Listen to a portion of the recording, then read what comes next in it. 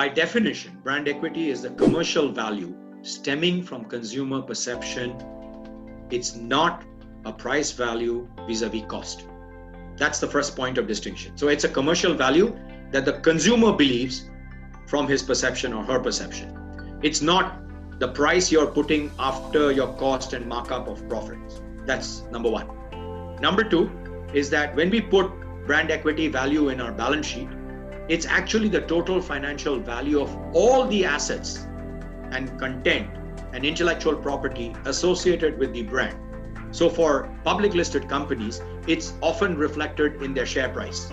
That's how you see the share price of Apple, Google, and all the big companies written out there. Now, what are the different sources of brand equity?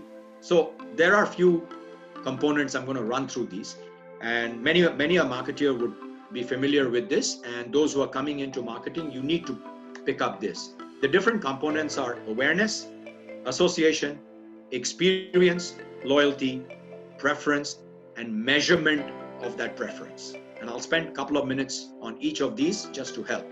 So awareness is very simple. Do people know about your brand? All right, brand awareness.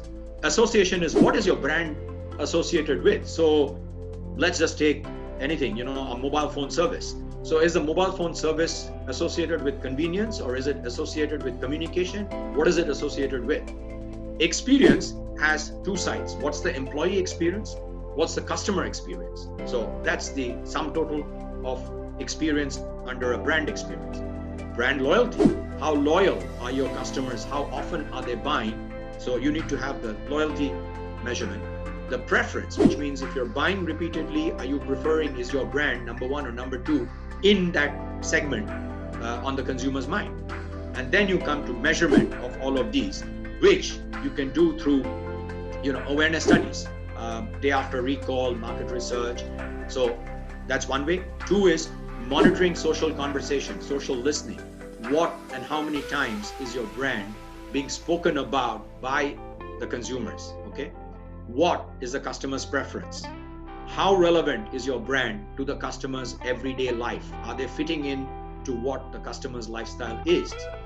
Is your brand easily accessible? Okay. What is the emotional playback in those social conversations your customers and your employees are giving? And finally, you come down to value. Are people finding the emotional value and price value from your brand? Because the second one, the price value, actually tells you whether you have elasticity of price to go premium or not.